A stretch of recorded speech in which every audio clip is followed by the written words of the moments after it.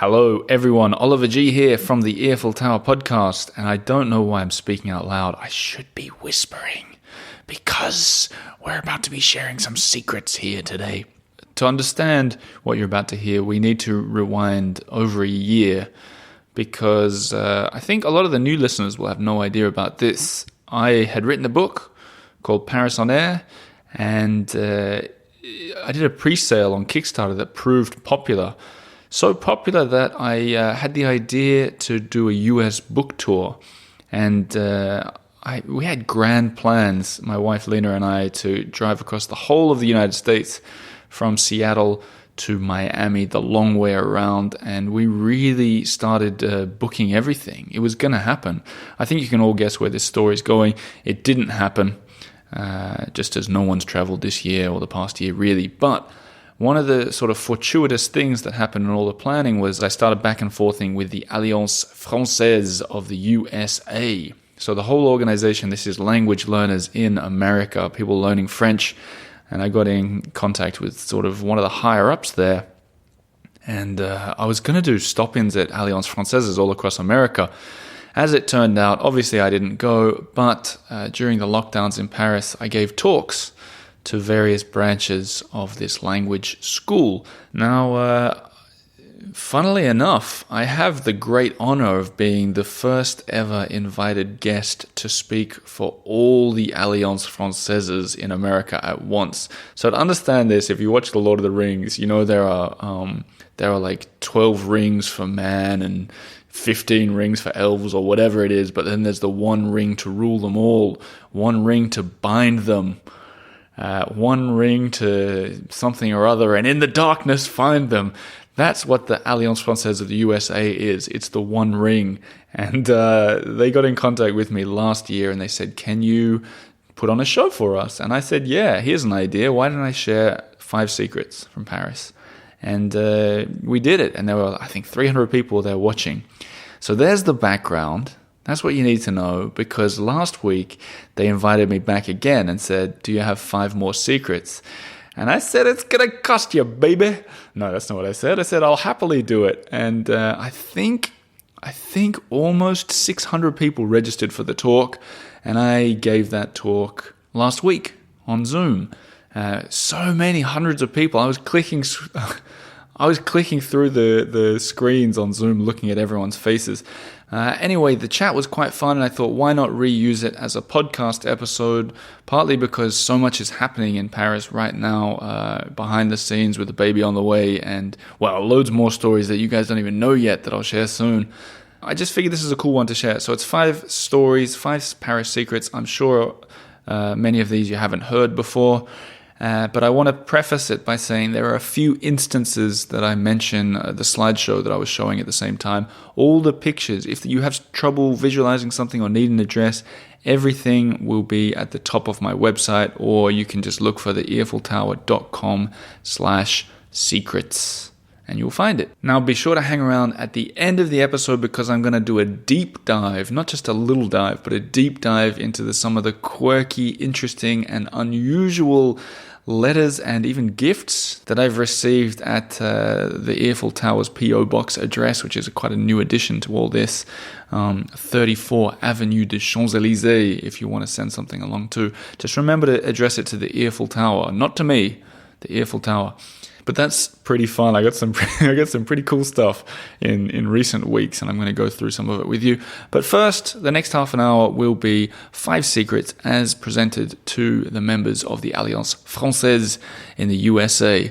By the way, if you're at an Alliance Francaise somewhere around the world, or if you want a really good presentation, why don't you get in touch? Okay, here we go. 5 secrets. This is me getting kicked out of the Secret Academy in Paris for sharing these, but let's do it. Well, hello everybody, and nice to see you and probably meet some of you for the first time. And I'm going to share some secrets with you that I've picked up over the past couple of years in Paris, in the hopes of making you guys think that I'm the kind of man with the keys to all the Paris secrets, and it'll make you want to listen to my podcast, I hope. For the people who don't know me, a good way to sort of understand the kind of guy I am is I'm the kind of guy who would who would slip into a courtyard when the front door opens to investigate what's inside, not in a thieving way, but in a sort of a gentle exploratory way to see what's in there. And through doing that, I've found a lot of secrets that a lot of even Parisians don't know about. And I think it was in August I was here in this same group sharing 5 of my secrets. And then Linda was kind enough to invite me back for 5 more secrets. I wondered, do I have them? And it turns out I think I do. And on that note, I'm going to get into them.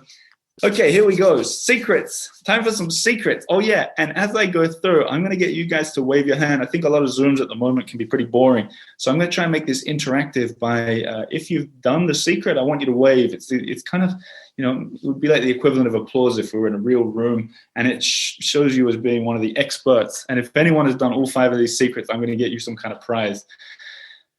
Also, if you've done all 5 of the secrets, I don't know, maybe you guys should be the podcasters and not me. Let's get into it. The first secret I want to talk about, something that I picked because it's quite relevant given the fact that I'm talking to the Alliance Francaise in the USA, and it's tied to America, actually. It is a Statue of Liberty that is in Paris. And I'd like to start off with the first slide so you guys can see what I'm talking about, just to begin with. This is a special Statue of Liberty because it was gifted to France from the Americans, much like it was the French who gifted your famous Statue of Liberty to you guys.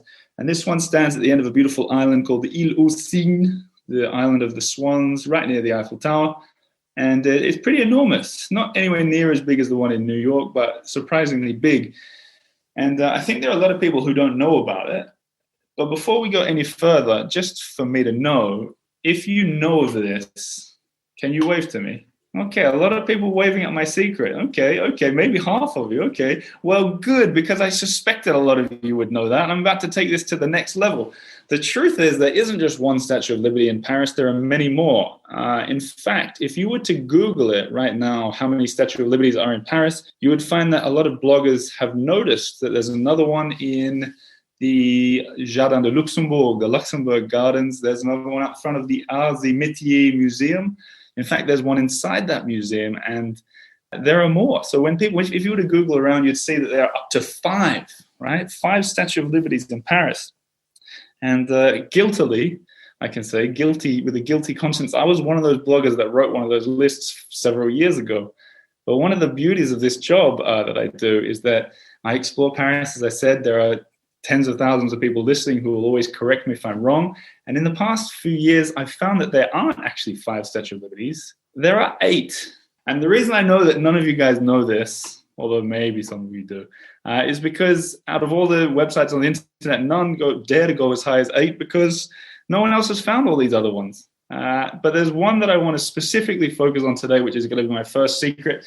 This statue is in the 6th arrondissement, and it was made by a sculptor called César, like Caesar. And he's done a bunch of sculptures all over Paris. This one, on a very typically Haussmannian street, is a centaur. And when you look at it from the same distance that we're standing there, you'd think that's a pretty unusual centaur. It doesn't look anything like the Statue of Liberty. But if we had the power to zoom in, and we do, emerging from the chest of this centaur is a Statue of Liberty. In fact, it's the smallest in Paris, probably the smallest in France, but it's there. Why is it there? I have no idea, but it makes for an interesting addition to the Paris landscape, even if it is only about an inch in size. But that's my first secret. Technically that little one is the secret, but the big secret is that there are 8. Out of interest, how many knew there were 8 Statue of Liberties? Please wave to me. How about let's do it this way. Who's seen that little statue? No one. Anyone? Okay, I've already won this. This is great. This is a success.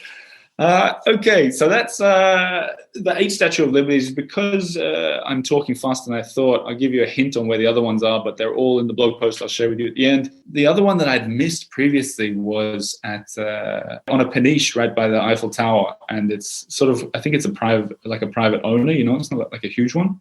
Another one is in someone's lobby, and a guy that contacted me. In fact, if you guys watched my last talk for Alliance Francaise here, I actually, it was the same courier, a British courier who delivers mail around Paris, knows everything in the city.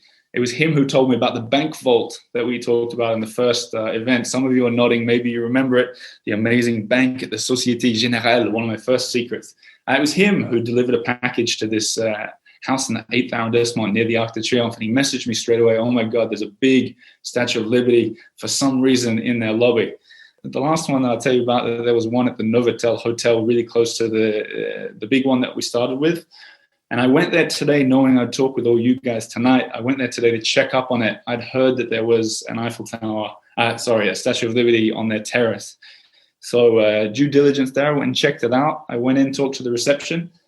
Bonjour, I said. I told you there'd be some French. I said, is it true that there's a Statue of Liberty somewhere in this hotel? And she looked crestfallen. And she said, 1 year ago there was, but tourists who were like clambering on it to take pictures with it knocked it down and smashed it to smithereens. And I said, where is it now? She said, it's long gone. We don't have it anymore. So there were 9, but now there are only 8. You heard it here first. And there you go. That's our first secret. 8 Statue of Liberty, including one that's this big. How did you find that? Asked Linda. Hey, Linda. I suppose you're talking about the little one. I don't know. I think someone contacted me, which is something like one of the beautiful things about this podcast as it keeps growing, especially on Instagram and Facebook, where people are really interactive, is when I'll share something, people will often send me a message and say, hey, I've got something you might like to see. For example, I'm particularly obsessed with those cupoles, they're called, the domed roof sort of ceilings, or especially around the 16th arrondissement. And I took a bunch of pictures and shared them in an Instagram story recently. I said, I'd really love to get inside one of them. And a lady messaged me, I think she was American actually, and she said, hey, I live inside one. You want to come check it out? Be my guest. Oh no, says Kelly, I've stayed at that Novotel and seen that statue. Kelly, if you've got pictures, you have to send it to me right now because I want to know how big that was and where it was exactly, but I guess it doesn't exist anymore. Secret 2. If you guys who have been following my work before, you probably have heard me talk about this one. In fact, you might even know this secret, but saying no one knew the last one, I think I'll get away with it. To understand this secret, you need to understand something about me and Paris. And it's that I got a weird way of getting like obsessed with parts of Paris. So for example, about a year or two ago, my weird obsession that I sort of went too far, went a little bit too far with. One of them is the chasse rouge, which is like they protect the doorways from the wheels of the horse and carriages from crashing into the door. And as you go around France, whenever you see a big old stately door, you'll see these chasse rouge on the side. And the more fantastic they are often signifies the more fantastic the building that was on the other side of the door. But those kind of things I get obsessed by. My more recent obsession that's almost plagued me for a few years is the Philippe Auguste wall. And I know that you guys who know my stuff will already know where I'm going with this, perhaps. But the Philippe Auguste wall is a little history lesson here. 800 years ago, there was a massive wall that surrounded Paris. They started building it in 1190. The thing that was really interesting about it is that it didn't get torn down or it didn't remain in perfect condition either. Similar to, like some of the beautiful cities around France that have these big walls around it, like Saint-Malo or Carcassonne, for example, these beautiful where you can walk along the ramparts. They're fantastic. Sometimes the wall gets totally dismantled. You never see it again. That's kind of boring as far as I'm concerned. But the most interesting is when the city swallows up the wall. And that's what happened with this one. The city outgrew it, right? There was just too many people and it grew out. And rather than ripping it all down, they built on it. And that's what I mean by swallowed it up. This particular wall, I've sort of weirdly made it my mission to trace the whole wall and find all the remnants, which means sneaking into a lot of courtyards, which means sometimes climbing over fences, going into basements, all this kind of stuff, going through all the parks. I walked the whole wall, and I've done some recent episodes about it. But this secret that I'm going to share with you now is one that I didn't really talk about on the show so much, and it's accessible but quite private and very cool. What it is a part of the wall is in a car park.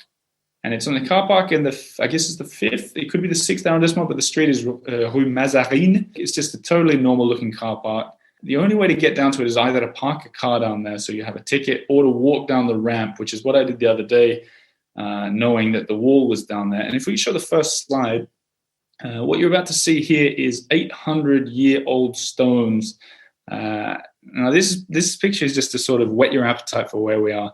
The whole sort of middle of this car park is built with this fantastically well-preserved 800-year-old wall. And in this picture, you can kind of see like just how well preserved it is. It's incredible to me.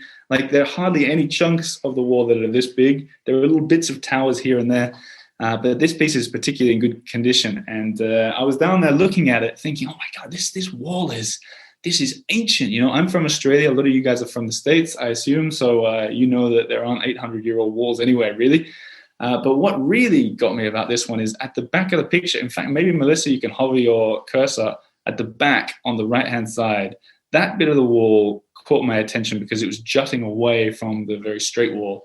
This was a new discovery for me here because I'd seen this wall years ago and I talked about that on my podcast, but this was really cool. If you look, you can see that the wall is curving in a sort of circular, conical shape there. And that indicates two things. First, it indicates that it was a tower. There were 60 or 70 of these towers all around the wall 800 years ago, and only about 6 of them remain in any form. This one's in exceptionally good form, but the other part that's particularly interesting is for the first time 2 weeks ago, I noticed on the left-hand side of this picture, if you look at Melissa's cursor, there's a little window down there. So already we're at a Paris secret, but I was looking at that window. I was like, why is there a window to the wall? And for the first time, I kept going like a car. I walked down the ramps, even though it says you're not allowed to. It's like a museum. It's like a private museum down there. They've put this sort of perspex or glass wall or window in front of the wall so you can go and look at it like it's the Louvre or something. By the way, if you guys have been to the Louvre, this is the same sort of structure that's in the very bottom floor of the Louvre. The fortifications of the Philip August Wall, that was where the fortress was. But it's the same stone, same concept, same guy, same king. And this bit, it's like a museum that's free to sneak into anyway. And you see the car in the foreground, looks like it's been sitting there for 800 years itself. And I was just down there feeling like I had this cool museum to myself. And I guess the car park 800-year-old wall is secret number 2. In terms of the wall, on the link that I'm going to share with you at the end, I've linked off to all the stuff I've done on it. So if you ever want to do, in fact, I'll tell you guys this, if I could leave my mark on Paris in any way, at the moment, the way I'd like to do it would be for them to put sort of markers on the roads and courtyards and parks of where the wall used to run so that tourists, because I think tourists should be interested in this just as much as anything else in the city. I think I'm getting too excited just thinking about it. But I think that they should put something like that to indicate where it was, and people should walk around all the time because I just think it's one of the most fascinating stories in this city. Let's continue. Third secret. Now, this one's a bit more tangible. This is probably the most tangible secret that everybody can check out. In fact, it wouldn't surprise me if people had been there. And this one's in the 7th arrondissement where I'm currently living. I think when you say 7th arrondissement, I'm not sure how well you guys all know Paris, but it's where the Eiffel Tower is. It's where the Invalides is. There are a lot of big famous parks, and one of them would be the Champ de Mars, the big park right behind the Eiffel Tower. And I think that's beautiful there. I was walking there today. But in terms of secrets, there's nothing secret about it. If you want a secret park, you'd have to do what I did the other day and walk over to the eastern edge of the 7th arrondissement near that big, beautiful Lutèce Hotel, 5-star hotel right on the corner there. Absolutely stunning, which you should all go in for a drink if you can afford it, because I can imagine it's not cheap. But I was walking there the other day, and if we get the next slide up. So this is just to set the scene of where I was walking, and beautiful Haussmannian street view there. I just took that picture off Google Street View, but this is quite a busy road. You can see the cars going past, and there was this little alleyway down there that caught my attention and intrigued me. And so, as I said from the beginning of this talk, I'm the kind of guy that will walk down any alleyway, and I did that exact thing here, and I got to just a stunning little garden at the end of it. And before we show you the pictures of it, it's extremely hard to catch a picture of this park because it's kind of layered. It's so small, but it's layered in a way that doesn't matter where you stand. Like you could probably have 30 people in there and not see each other at all, even though it's the size of a tiny little Paris park. And I love that about it. And if we go to the next picture, I'll give you a glimpse into what it looks like. This park is called, I believe it's the Roger Stéphane, I believe. I've got it written down. I can't remember the name, but I remember what it looks like. It looks like this. This picture captures that there's a Haussmannian building on one side, which is really beautiful. It captures that there's a lot of flowers in there. But the next picture, I think, gives you more of a, if we can go to the next one as well, give you more of an idea of just how sort of layered and beautiful it is. And I'm no horticulturalist expert, but if you go there in the spring and the summer, you will see like Japanese lilacs. You'll see periwinkles. You'll see heather. You'll see all sorts of things. There's bamboo in there. It's just this beautiful collection in this little hidden residential garden. You can kind of see in that picture that there are sort of walls and levels to it. Perfect for a little romantic, illicit love affair, perhaps. I don't know. Perfect place to escape the noise of the city. And the perfect place to just get away from the beating pulse of Paris for 15 minutes or so when you're in the 7th arrondissement. So there's a real tangible one that you guys can all visit. The square is called the Square Roger Stéphane, in fact, like Roger Stéphane, but just really beautiful. And what I'm going to do is I'm going to go in there again. It's a bit wintry at the moment, so it's not as beautiful as it'll be in the spring, but I'm going to go in there with a camera. And even though it's tiny, especially tiny by American or Australian standards, but it's even tiny by French standards or Paris standards, I'm going to go in there and do a live walk and show, through the bamboo, up and down, all the benches, like the arches with the vines hanging over it. It's like a little secret garden. And I'm going to show everybody around there. So if you haven't already followed me on social media and stuff, so that's the call to action that you should rectify immediately. All right, let's get on to the next one. 2 more secrets. Let's get on to the next one. Oh, this is a fun one. Okay, secret number 4. This comes with a story. And the reason I wanted to put in a story is because I think it's a good story, but also because part of the reason I'm here is to encourage new followers to think that my book will be good. And this is a story that comes with the book. And I think it's a good one, so I'm going to share it. And it leads to our next secret. When I moved into Montmartre 2 years ago, and here comes the fun bit, the landlord lady, she was young. It sounds weird to call a landlady to someone so young. Landlord feels like an old person. I don't know why, but anyway, she was about my age. And she said, listen, with your rental apartment, there is a cave, a cellar. And as it currently stands, the bar that's on the ground floor uses the cellar to store their beer. And I said, okay. And she said, you have 2 choices. She said, you can clear them out and use it as a cellar to store your belongings, or you can allow them to store their beer down there, and in return, they'll give you free drinks for life. And I said, well, that was a very easy choice. I would like the free drinks for life. Thank you very much. And so I moved in 2 years ago, and this awesome little bar downstairs treated us like royalty because, the Parisian prices to get storage is insane. So they were getting a great deal as well, I suspect. But when we went in there, I'm not going to give away this part of the book, but they treated us like royalty and made our welcome to Montmartre extremely special. They opened all sorts of doors for us, and that's how chapter 9 begins. But it was the same bartender who was a real character. He one day we were sitting in the bar soon after, and we said, look, can you tell us some of the places in Montmartre to go and check out that might be a little bit off the tourist trail? Because we were new there, we didn't know anything. And he said, okay, I'm going to tell you my favorite place to go for a drink, but you can't tell anyone. So here I am telling all you guys about this excellent place to go for a drink in Montmartre, or indeed a snack or just a look. I'll describe how he told it to me. He said, there is a hidden hotel, and not French hotel like Hôtel Particulier or whatever, hotel, when they just mean a big old building. But this is a real hotel. And he said, you need to go to a buzzer just off Avenue Junot, which if you guys who have listened to my show before, when I was interviewing the mayor of Montmartre, he said it was his favorite street, Avenue Junot. He said you go up just off Avenue Junot and there's a digicode and a big sort of imposing gate. He said go to the gate, act like you own the place, ring the buzzer for the hotel and make it sound like you have business there even if you don't.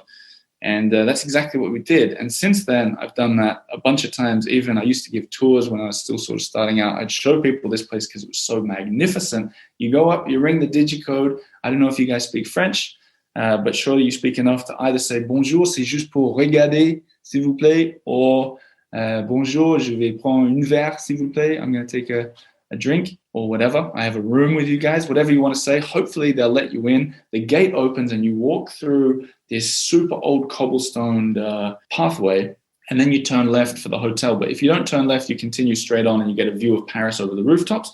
But if you turn left, you'll see this boutique hotel, which looks something like this. Melissa, for the next slide. Yes, it is called the hotel. In English, you'd say Hotel Particular. In French, Hôtel Particulier. And you walk in, this is a photo from a lovely summer's day. You walk in and it is dead quiet in there. It often looks like this with no people out there. I don't understand why.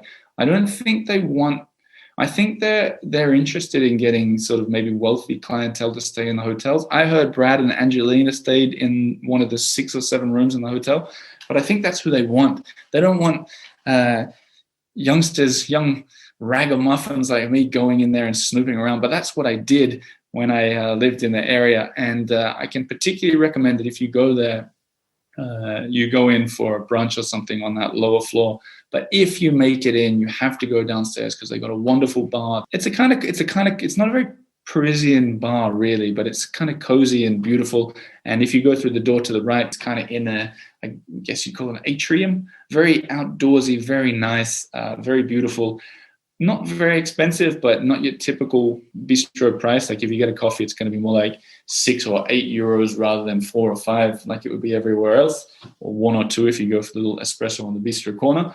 But a really lovely place that I highly recommend. I recommend everybody goes here, including family and friends. Like I'm not just telling you guys because I'm trying to make you see a cool bar. This place is cool. I've never stayed in the rooms. Could be awful. So don't take my tip on that. But next time you're in Montmartre, go and check out that one. Okay, here we go. The last secret. And this is the least tangible of them all. This is more, I guess you'd call it more of a warning than a secret, but it's something that I've learned from my time in Paris that I want to share because I think it's a very good story. The secret / the warning. And this is true. There are monstrous animals swimming in the Paris waterways.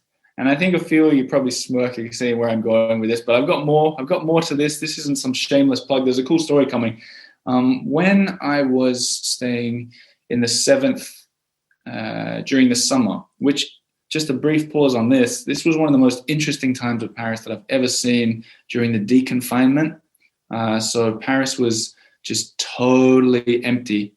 And I was living next to the Eiffel Tower. So I was seeing the rabbits running around the Champ de Mars, for example. I was seeing just being the most touristy part of like the world empty. It's an amazing story for the next book. But one thing I saw there that I'm going to share with you, and it's not a crocodile for you guys trying to guess, is, but it might be soon, is I was walking along towards that first Statue of Liberty that I shared. If you look at the Eiffel Tower with the Seine behind you and then turn around and go down the steps and head left. That's one of the best walks you can do in Paris. Everyone who visits the Eiffel Tower misses it because there's never anyone down there. You should absolutely do it. Anyway, I was walking down there and there was a commotion in the ocean, or at least in the Seine, and I was trying to figure out why everyone was gathered around there. And as I approached and sort of nudged my way to the front, as I often do for these kind of things, I saw a fisherman in the battle of his life with something. And I was thinking, what could be in there that is this big in the Seine? I don't believe there's anything this big. And he was struggling. And then he couldn't get it with his fishing rod. And he climbed down one of those ladders to reel in whatever he'd caught. And this is the kind of story that when people tell you, you'll be like, yeah, there's a big fish or something coming. But I took pictures to show you. So not just yet, Melissa, not just yet. But what I saw, this moment, which being there was just incredible. He climbs down the ladder, grabs whatever's causing this splashing down below the water surface by the mouth and starts pulling it out of the water. And in this picture that you're about to see, I was standing there with my camera watching, wondering what he's about to pull up, with the Eiffel Tower right behind in the background, a gaggle of Parisians wondering what was going to happen. And I took this picture as he pulled just the head of this creature out. As you can see, first, maybe you noticed the Eiffel Tower in the background there with that beautiful boat in the front. There it is with the cursor from Melissa. But secondly, this fish head that you can see here, the bit that's out of the water is got to be at least as long as that man's arm, right? At least as long as his arm. And he's standing there struggling to pull this fish out.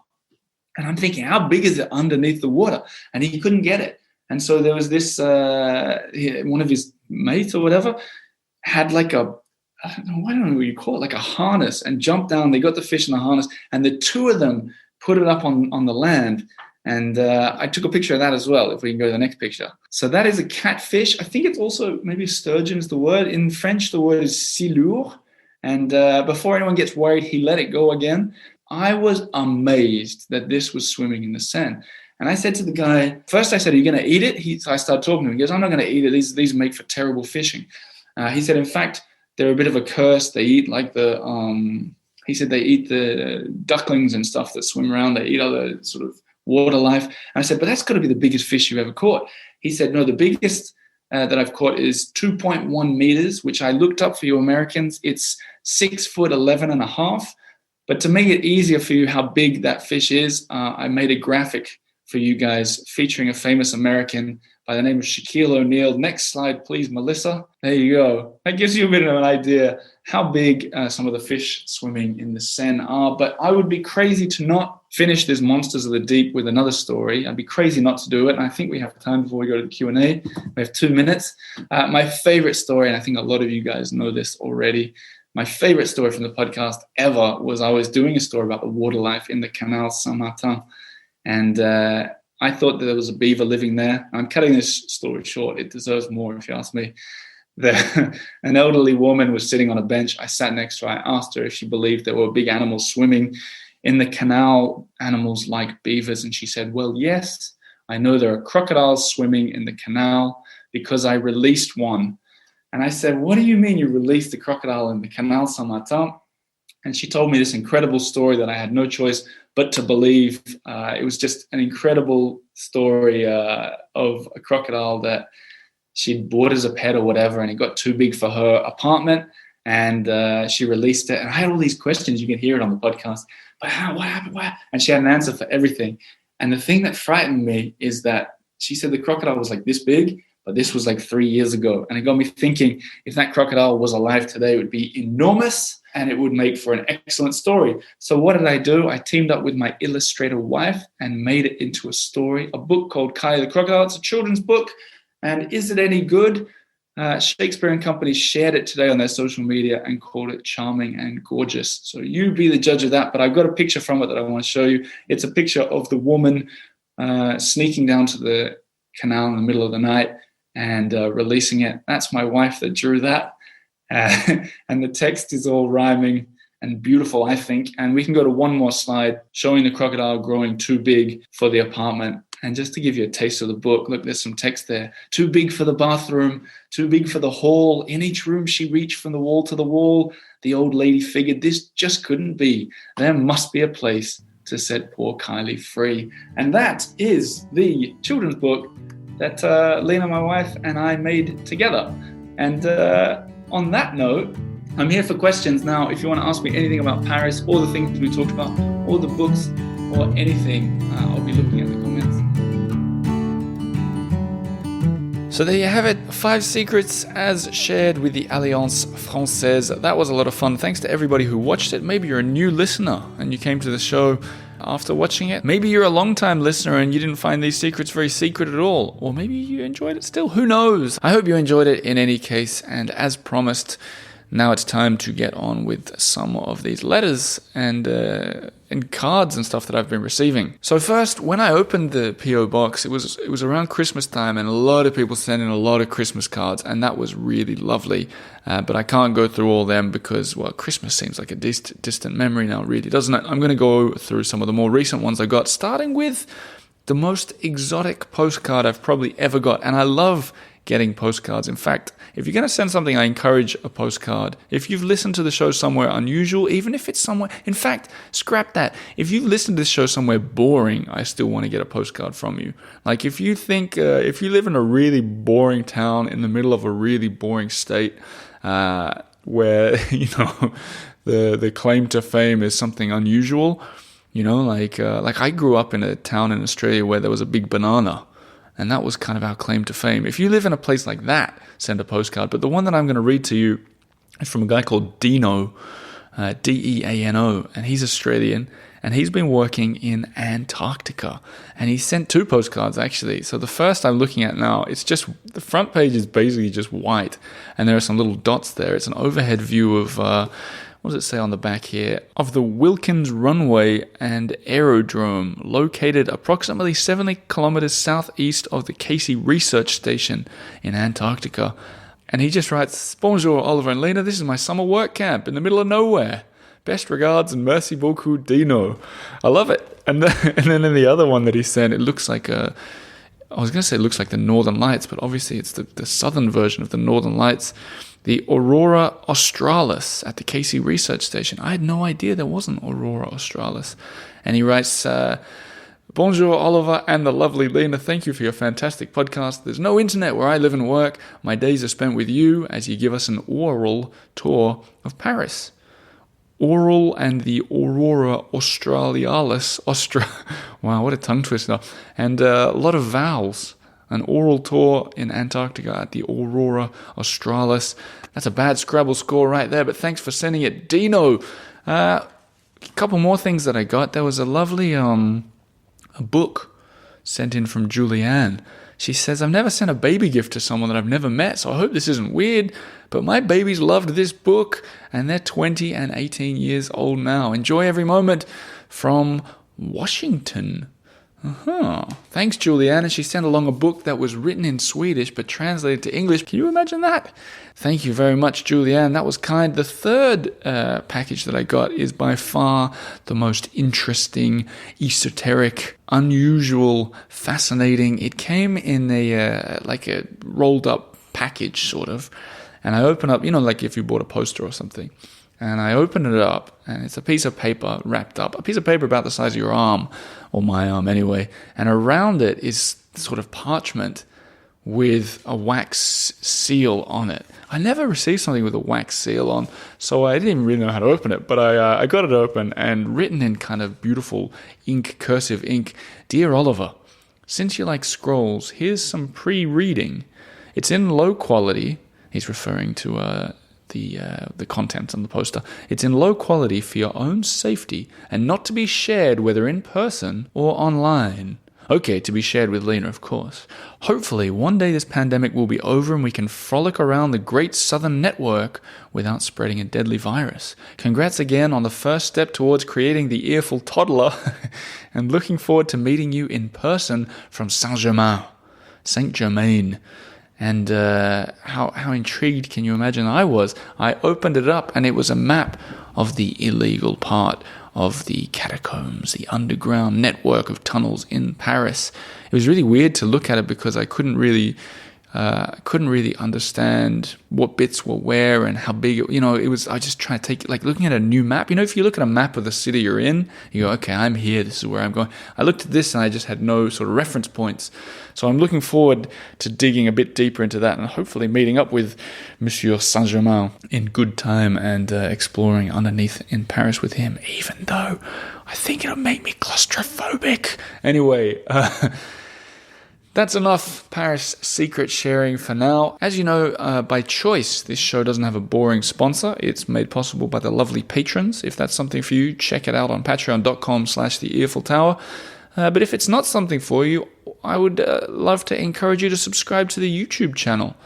We're nearing in on 8,000 YouTube subscribers, and I've promised that when we get to 10,000, I'll take you from a walk from one end of Paris to the other via the banks of the Seine and the banks of the Seine only. That'll be like a 3 or 4 hour walk, I think. Depends how I do it, really. But I'm holding off till we hit 10,000. So subscribe. Get on your husband's phone. Subscribe. Get on your son's phone. Subscribe. Your mistress. Take her phone and subscribe.